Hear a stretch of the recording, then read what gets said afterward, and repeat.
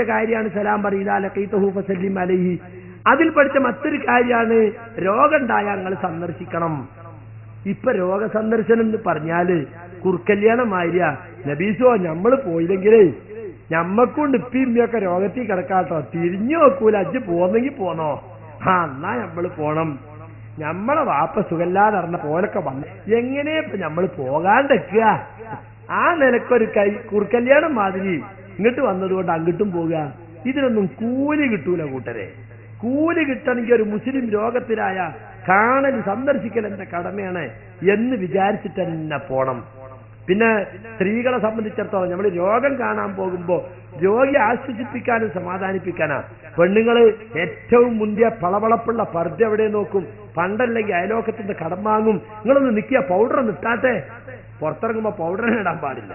ഞാൻ ഓട് നല്ല ഒച്ച് അണിഞ്ഞൊരുങ്ങി പോകുക. പെണ്ണുങ്ങൾക്ക് പുറത്തിറങ്ങാനൊരു അവസരം കിട്ടാൻ വലിയ ഇഷ്ടമാണ്. ഞാൻ ഇതിനുള്ളിൽ ഇങ്ങനെ കെട്ടിത്തിരിയല്ലേ. പകർന്നത് ഈ ഉപയോഗിക്കുന്ന വീട്ടിൽ അടങ്ങി ഒതുക്കി ഇരിക്കണം എന്ന് വല്ല പറഞ്ഞാൽ അപ്പൊ പുറത്തിറങ്ങാനുള്ള അവസരം കിട്ടിയാൽ അത് പരമാവധി ഉപയോഗപ്പെടുത്താതാ. എന്നിട്ട് അങ്ങനെ ആ രോഗം കാണാൻ വേണ്ടി പോണത്. എന്നിട്ട് അവിടെ ചെന്നിട്ടോ ഒരു രോഗിയെ സന്ദർശിക്കുമ്പോഴുള്ള സാമാന്യ മര്യാദയിൽപ്പെട്ടതാണ് രോഗിക്ക് വിഷമുണ്ടാക്കണമെന്നും പറയാതിരിക്കാൻ. പക്ഷെ നമ്മളെ പെണ്ണുങ്ങൾക്ക് നാക്കടക്കാൻ കഴിയൂല ചിലപ്പോ. കടിഞ്ഞൂൽ പ്രസവത്തിന് പോയിട്ട് പിന്നെ അവിടെ കൊണ്ടുപോണു, പിന്നെ ലേബർ റൂം കൊണ്ടുപോണു, വേദന എന്നറിഞ്ഞ് കൊണ്ടുപോകും. കുറച്ച് ഞാൻ പറയും ആയിട്ടില്ല, ഇങ്ങോട്ട് തന്നെ കുട്ടി പൊളയണ് എല്ലാരും. അപ്പോ ഞങ്ങൾ അവിടെ ഇതേമാതിരി ഒരു പെണ്ണ് 8 ദിവസം കടന്നു കേട്ടോ. ഈ പെണ്ണിനെ കേൾക്കിച്ചായി പറയണത്. അവസാനം മെഡിക്കൽ കോളേജ് കൊണ്ടുപോയിട്ട് ഓപ്പറേഷൻ ചെയ്തിട്ടാ രക്ഷപ്പെട്ടത്. അപ്പം ഇവള് പറഞ്ഞപ്പോ പിന്നെ മറ്റോളേക്ക് ഉണ്ടാവും വേറൊരു കഥ. അപ്പോൾ അതെടുത്ത് മറ്റോള് 3ാമത്തെ കഥ. ഇങ്ങനെ മൂക്കത്ത് ബെരലും വെച്ച് അങ്ങനെ വിടുന്നെ. ഈ കുട്ടി ഇത് എങ്ങനെയാണ് നിന്ന് രക്ഷപ്പെട്ടിട്ടേ വിചാരിച്ചിട്ടാ ഈ പെണ്ണിക്കണേ. അപ്പൊ എന്തായി, അർച്ചോനെ എന്റെ തുപ്പം മെഡിക്കൽ കോളേജിലേക്ക് കൊണ്ടോണ്ടി വരുമോ, എന്റെ തുപ്പം കീറേണ്ടി വരുമോ എന്ന് ബേജാറ്. ഒരു ഉദാഹരണം ഞാൻ പറഞ്ഞതാ. കൈയൊടിഞ്ഞ കുട്ടിന്റെ അടുത്ത് എന്നിട്ട് പറയണത് എന്താ, കൈയൊടിഞ്ഞ ആശുപത്രി കൊണ്ടാൻ വേണ്ടി ജീപ്പിന് കാത്തിക്ക. പറച്ചോനെ എന്നാളിപ്പോ അവിടെ ഒരാളെ ഉയർത്തുന്ന വീണത്, എന്നെ ഇങ്ങോട്ട് പുറത്തേക്ക് വന്നിട്ട് നേരെ കൊണ്ടുപോയില്ല അനുസരിച്ചില്. അപ്പൊ തന്നെ ഓപ്പറേഷൻ ചെയ്ത് ചോര വേണം കണ്ട് ഫോൺ വന്നില്ലേ. അപ്പൊ മറ്റോളതൊന്ന് ഇത് വണ്ടിക്കകത്ത് നിൽക്കുക. ഇങ്ങനെ ഒരു സ്വഭാവം നമ്മളെ പെണ്ണുങ്ങൾക്ക്. അത് പറയാൻ പാടില്ല. രോഗിക്ക് മനോധൈര്യം ഉണ്ടാക്കി കൊടുക്കാൻ നമ്മൾ വേണ്ട, എല്ലാ ധൈര്യം ചോർത്തിക്കളയല്ല വേണ്ടത്. അപ്പൊ രോഗസന്ദർശനത്തിന്റെ ലക്ഷ്യം എന്താണ്, അത് നമ്മൾ മനസ്സിലാക്കണം. രോഗിയെ സമാധാനിപ്പിക്കലാണ്, രോഗിന്റെ കുടുംബക്കാരെ സമാധാനിപ്പിക്കലാണ്. സാരല്ല, മാറിക്കോളും അല്ലേ. രോഗം മാറും, അല്ല വിചാരിച്ച ഏത് രോഗം മാറാത്തത്. അതുകൊണ്ട് പ്രതീക്ഷ കൊടുക്കുകയാണ് രോഗിക്ക് വേണ്ടത്. രോഗിയെ ഒരിക്കലും നിരാശപ്പെടുത്തുന്ന സംസാരങ്ങള് നമ്മളെ ഭാഗത്ത് ഉണ്ടാകാൻ പാടില്ല. രോഗിയെ സന്ദർശിക്കുമ്പോഴുള്ള പ്രാർത്ഥനകൾ ആലോചിച്ച് നോക്കാണ്. അല്ലാഹുമ്മ റബ്ബന്നാസി, അല്ലാഹുവേ ജനങ്ങളുടെ രക്ഷിതാവേ, അദ്ഹിബിൽ ബഅസ, നീ രോഗത്തെ ഇല്ലാതാക്കണം. ഇസ്ഫി അന്ത ശാഫി, നീ രോഗം ശിഫയാക്കണം, നീയാണ് ശിഫയാക്കുന്നവൻ. ലാ ശിഫാ ഇല്ല അന്ത, നിന്റെ ശിഫയല്ലാതെ, നിന്റെ ശമനമല്ലാതെ യാതൊരു ശിവയില്ല എന്ന് കേട്ട് നിങ്ങൾ. ശിവ എന്താ, ശിഫാ എന്നുള്ളത് വന്നതാ. ഒരു ശിവയില്ലാറ്, ശിവന ശിഫാ എന്നാ. ലാ ശിഫാ ഇല്ല ശിഫാഉക്കാന്ന് റിവായത്തിലുണ്ട്. നിന്റെ ശിഫ അല്ലാതെ ഒരു ശിഫാഉമില്ല. ശിഫ അല്ല യുഗാദിർ സഖ്മ, ഒരു രോഗത്തെയും വിട്ടുകളയാത്ത, എല്ലാം ശമിപ്പിക്കുന്ന യഥാർത്ഥ ശമനം നിന്റേതാണ് എന്ന് രോഗിക്ക് വേണ്ടി പ്രാർത്ഥിക്കണമെന്ന് അള്ളാഹുവിന്റെ റസൂൽ നമ്മളെ പഠിപ്പിച്ചിട്ടുണ്ട്. അപ്പൊ രോഗ സന്ദർശനത്തിലുള്ള ഒരു സുന്നത്ത് അതാണ്. അതുപോലെ മരിച്ചാൽ നിങ്ങൾ മയ്യത്തിന് അനുഗമിക്കണം എന്ന് പറഞ്ഞിട്ടുണ്ടല്ലോ. ആ മയ്യത്തിന് അനുഗമിക്കൽ എങ്ങനെയാ? ഇന്നിപ്പോ പലയിടത്തും മരിച്ചു എന്ന് കേട്ടാൽ പോയി പോരല്ല. ഈ മരണവുമായി ബന്ധപ്പെട്ട ഒരുപാട് കാര്യങ്ങൾ ഇപ്പൊ പറയാൻ നിന്നാൽ അതന്നെ വേറെ ദിവസം പറയേണ്ടി വരും. ഒരാൾ മരിച്ചു എന്ന് കണ്ട അയൽവക്കക്കാരും കുടുംബക്കാരും അപ്പൊ തീരുമാനിക്കേണ്ടത് എപ്പോൾ മയ്യത്തെടുക്കണം എന്നാണ്. ഏറ്റവും വേഗം മയ്യത്തെടുക്കാനുള്ള തീരുമാനം എടുക്കേണ്ടത്. അത് ഓന്റെ പിന്നെ അളിയന്റെ കുട്ടിന്റെ മരുവോളെ തൊട്ടോനെ പറമ്പത്തൂരിയ കുടുംബമുള്ള ഒരുത്തം മദ്രാസിനുണ്ട്, ഓൻ വരട്ടെ എന്ന് പറഞ്ഞു നിൽക്കുക. അങ്ങനെ വെച്ചോണ്ട് ഒത്തിരിക്കുക. എന്നിട്ട് എന്താ, ഇന്ന് മരിച്ചാ നാളെ മറിയണേ. അപ്പൊ ആളുകളൊക്കെ ഒന്നൊന്ന് പോയി നോക്കിന് പോരും. പിറ്റേന്ന് മയ്യത്തെടുക്കാൻ നേരത്ത് വിളിച്ചാ ഞാൻ ഇന്നലെ പോയി പോന്നു, നബീസ ഞാനൊന്ന് പോയി പറ്റാ, എന്നിട്ട് പോയി പോന്നോ? അങ്ങനെ എല്ലാരും ഒന്ന് പോയി പോന്നിട്ട് വല്ല കൂലിയും കിട്ടുമോ? ഒരു കൂലിയും കിട്ടൂല. മയ്യത്തിന്റെ കൂടെ ആ പിന്നെ മയ്യത്ത് സംസ്കരണത്തിൽ പങ്കെടുക്കുക, മയ്യത്ത് കുളിപ്പിക്കുന്നതില് അതുപോലെ തന്നെ മയ്യത്ത് കുളിപ്പിച്ച് കഫൻ ചെയ്യുന്നതില്, അത് കഴിഞ്ഞിട്ട് ആ കട്ടിൽ വെച്ചിട്ട് അതിനെ ഖബർസ്ഥാനിലേക്ക് കൊണ്ടുപോകുന്നതില്, നിസ്കരിക്കുന്നതില്, കബറടക്കുന്നതിൽ, ഇതിലൊക്കെ പങ്കുചേർന്നാലേ കൂലി കിട്ടുള്ളൂ. നിസ്കരിച്ചിട്ട് ഇങ്ങോട്ട് പോന്നു മറമാടേച്ച പകുതി കൂലിയെ കിട്ടുള്ളൂ എന്ന് അള്ളാഹുവിന്റെ റസൂല് പറഞ്ഞിട്ടുണ്ട്. ആളുകളുടെ വിചാരം കാണലാണ് വലിയ കാര്യം എന്നാ. പോയി എന്നാ മുഖമൊക്കെ ഒന്ന് തുറന്ന് കണ്ടു പോന്നാ അവിടെ കണ്ടിട്ട് നമ്മൾ മയ്യത്ത് കാണുമ്പോഴൊരു ദ്വയുണ്ട്, ആ ദ്വ ചൊല്ലിയ അതിന്റെ കൂലി കിട്ടുന്നല്ലാതെ കാണുന്നതിന് പ്രത്യേകിച്ചൊരു പുണ്യം പറഞ്ഞൊന്നും നമുക്ക് കാണാൻ സാധിക്കില്ല. മയ്യത്ത് കാണുമ്പോൾ ഒരു ദ്വ ഉണ്ട്, ആ ദ്വ ചെല്ലാൻ വേണ്ടിയിട്ട് അവിടെ ചെന്നിട്ട് ആ ദ്വയം ചൊല്ലിയിട്ട് നമുക്ക് പോരാം. പക്ഷേ നമസ്കാരത്തിൽ പങ്കെടുക്കുക, അതുപോലെ തന്നെ മറമാടുന്നതിൽ പങ്കെടുക്കുക, അതിനു വേണ്ടിയാണ് നമ്മൾ പോകേണ്ടത്. അത് പല ആളുകൾക്കും അറിഞ്ഞൂടാ. പോരും, പിന്നെ നിസ്കരിക്കാൻ നേരത്തെ ആള് വളരെ കുറവായിരിക്കും. അതല്ല. അപ്പൊ ഇതാ മാത്ത ഫത്ബഹു എന്ന് പറഞ്ഞാൽ മയ്യത്തിന് ഒരാൾ മരിച്ചാൽ അവന്റെ ജനാസയെ നീ അനുഗമിക്കണം. ജനാസയെ അനുഗമിക്കുമ്പോ എന്താണ് യഥാർത്ഥത്തിൽ സുന്നത്ത്? ദിക്ർ എല്ലാം പാടില്ല എന്ന് നമ്മൾ പഠിപ്പിച്ചിട്ടുണ്ട് അല്ലെ? സുന്നികൾ അങ്ങനെയാണോ? ലാ ഇലാഹ ഇല്ലല്ലാഹ്. ആ ചില ഖുറാഫികൾ ഒരു ലായിലല്ലേ, ഇനിയിപ്പോ എന്തിനു ഒഴിവാക്കണം, കിടക്കട്ടെ, കൂടിക്കൊടുക്കും. പാടില്ല. കാരണം എന്താ? കാന അസ്ഹാബു റസൂലുള്ളാഹി സ്വല്ലല്ലാഹു അലൈഹി വസല്ലം യഖറഊന റഫഅ സൗതി ഇൻദൽ ജനായിസി. മയ്യത്തിന്റെ കൂടെ ശബ്ദമുയർത്തുന്നതിന് റസൂലുള്ളാഹിന്റെ സഹാബത്ത് വെറുത്തിരുന്നു. അവർ മൗനമായിട്ടാണ് കൊണ്ടുപോയിരുന്നത്. അതാണ് സലഫുകളുടെ രീതി. എന്നാൽ നമ്മളെ ആളുകള് പിന്നെ മൗനം എന്ന് പറഞ്ഞത് പലർക്കും ഇപ്പോഴും മനസ്സിലായിട്ടില്ല. എപ്പോഴേ വന്നു, കണ്ണൂരിന് എപ്പോഴേ വന്നു, എന്നെ കാണുമ്പോ ചോദിക്കണേ, കുട്ടികൾ പോന്നിക്കണോ? ഞാൻ ഇങ്ങനെ കാണിച്ചു കൊടുക്കും, ഇങ്ങനെ മിണ്ടാൻ പാടില്ല, ഒന്നും പറയില്ല. സലാം പറഞ്ഞാൽ മെല്ലെ വഅലൈക്കും സലാം എന്ന് പറയാം, അത്ര തന്നെ. അപ്പൊ സംസാരിക്കാൻ പാടില്ല എന്നുള്ള നിയമം നമ്മൾ പഠിക്കണ്ടേ? മൗനമായിട്ട് മയ്യത്തിന്റെ കൂടെ പുറപ്പെട്ടാൽ മയ്യത്ത് വെക്കുന്നത് വരെ സംസാരിക്കാൻ പാടില്ല. ഒരു ലോകിയോ ഭർത്താനോ പാടില്ല. നമ്മൾ വലിയ വലിയ ആളുകളോട് ഞാൻ പോയിട്ട് ഇങ്ങനെ കാട്ടേണ്ടി വരാം. എന്താ നമുക്ക് ആ സുന്നത്ത് അറിയണ്ടേ? അവിടെ മൗനമാണെന്ന് പറഞ്ഞാൽ മൗനം തന്നെ, ഒരു ലോക്യം പറയാനും പാടില്ല. അവിടെ മിണ്ടാൻ പാടില്ല, മിണ്ടാതെ കൊണ്ടുപോകണം. അപ്പോഴേ നമുക്ക് ചിന്ത ഉണ്ടാകുള്ളൂ. എന്ത് ചിന്ത? മരിക്കണമെന്ന ചിന്ത. ഇന്നല്ലെങ്കിൽ നാളെ ഈ മയ്യത്ത് കട്ടിലേറി ഞാനും ഈ ദുനിയാവിനോട് വിട പറയേണ്ടവനാണല്ലോ എന്ന ചിന്ത. ആ ചിന്ത മയ്യത്ത് കൊണ്ടുപോകുന്നവർക്ക് ഉണ്ടാകണം. രോഗിയെ സന്ദർശിക്കാനും മയ്യത്തിന്റെ കൂടെ പോകാനും ഒക്കെ പറഞ്ഞത് ഈ ചിന്ത നമ്മുടെ മനസ്സിലുണ്ടാകാൻ. ഖബർ സന്ദർശിക്കാൻ പറഞ്ഞത് ഈ ചിന്ത നമ്മുടെ മനസ്സിലുണ്ടാകാൻ. ഇപ്പൊ ഖബർ സിയാറത്ത്, നമ്മളെ ബന്ധപ്പെട്ടവരെ ഖബറുകളിലെ പള്ളിയിൽ വരുമ്പോൾ നമ്മളെ ഉപ്പാന്റെ ഉമ്മാന്റെ ഖബറിന്റെ അടുത്തൊന്ന് പോയിട്ട് ഒന്ന് ദുആ ചെയ്താൽ അതൊരു വലിയ പുണ്യമുള്ള കാര്യമാണ് സുഹൃത്തുക്കളെ. നമ്മൾക്ക് ഖബറിന് പോകാതെയും ദ്വാരനൂടേന്ന് ചോദിക്കും. ദ്വാരക്കാം.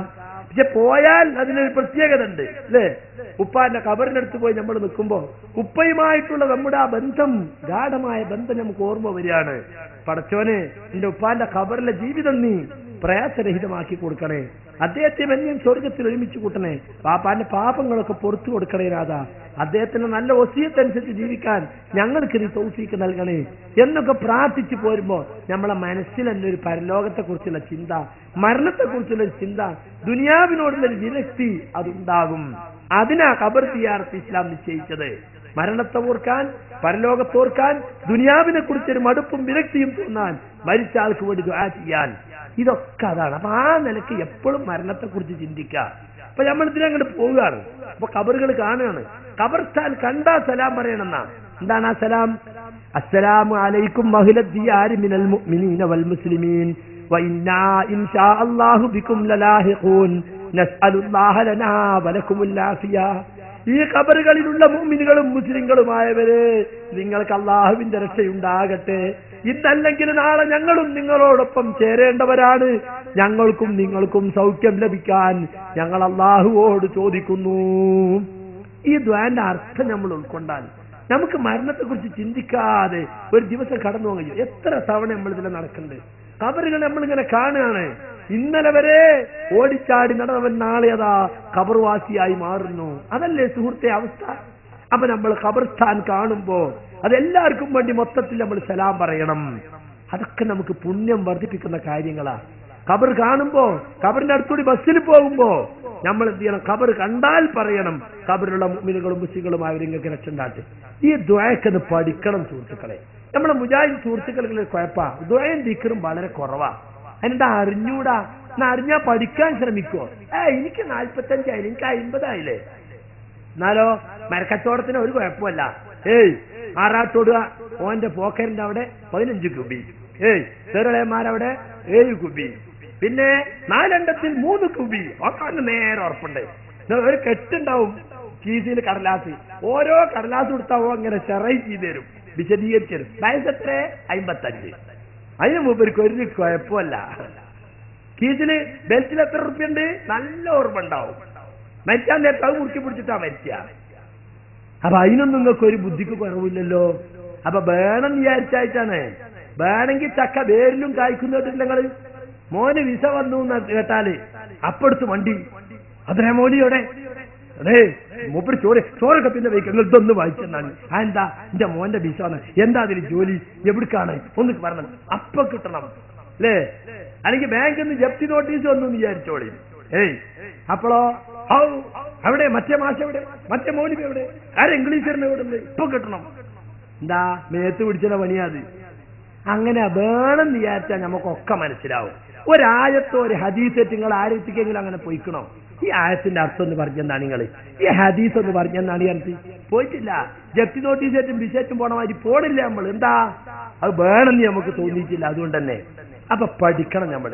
ദിക്ർ ദുആ ഉണ്ടല്ലോ, നമ്മുടെ ജീവിതത്തെ ഇസ്ലാമുമായി അള്ളാഹുമായി ബന്ധിപ്പിച്ചു നിർത്തുന്ന സംഗതിയാണ് ദിക്റും ദുആയും. ശൈത്താൻ നമ്മളെ ജീവിതത്തിൽ കടന്നു വരാൻ സാധിക്കാതിരിക്കണമെങ്കിൽ, ശൈത്താനെ നമ്മൾ ഫലപ്രദമായി പ്രതിരോധിക്കണമെങ്കിൽ ദിക്ർ ദുആകൾ നമ്മൾ വർദ്ധിപ്പിക്കണം. എപ്പോഴും എത്ര ദിക്ർ ദുആകൾ ഉണ്ടെന്ന് ഞങ്ങൾ വിചാരിച്ചേ.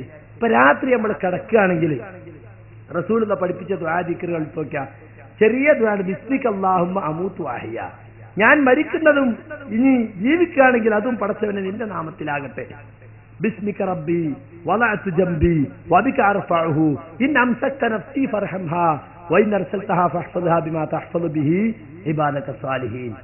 ബിസ്മിക റബ്ബി, പടച്ചവനെ നിന്റെ നാമത്തിൽ, വലഅതു ജംബി, ഞാൻ എന്റെ പാർശ്വം വെച്ചിരിക്കുന്നു, എന്റെ പാർശ്വം ഈ പായൽ ഈ കടക്കയിൽ വെച്ചിരിക്കുന്നു.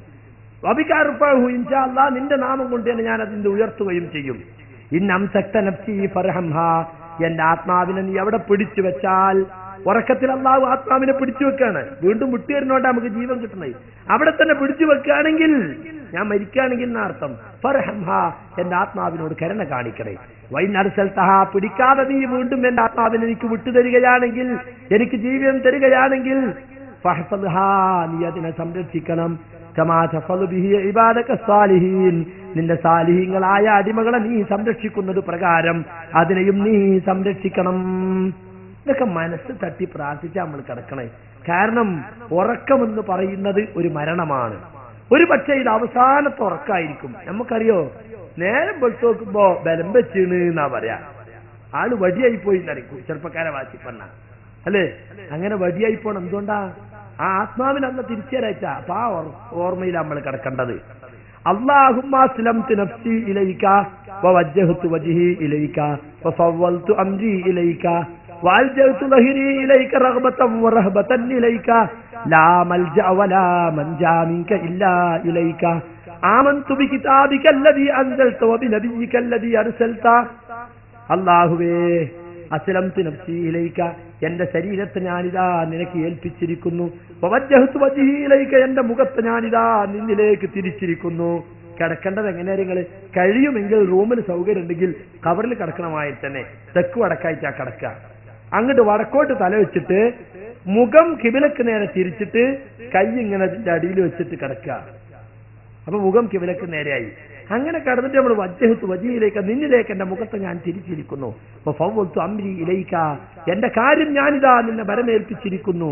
റഗ്ബതൻ വറഹ്ബതൻ ഇലൈക, നിന്നെക്കുറിച്ചുള്ള പേടി, നിന്റെ ശിക്ഷയെക്കുറിച്ചുള്ള പേടി, നിന്റെ പ്രതിഫലത്തെക്കുറിച്ച് സ്വർഗത്തെക്കുറിച്ചുള്ള പ്രതീക്ഷ കൊണ്ടും. ആ രണ്ടും എന്റെ മനസ്സിലുണ്ട്.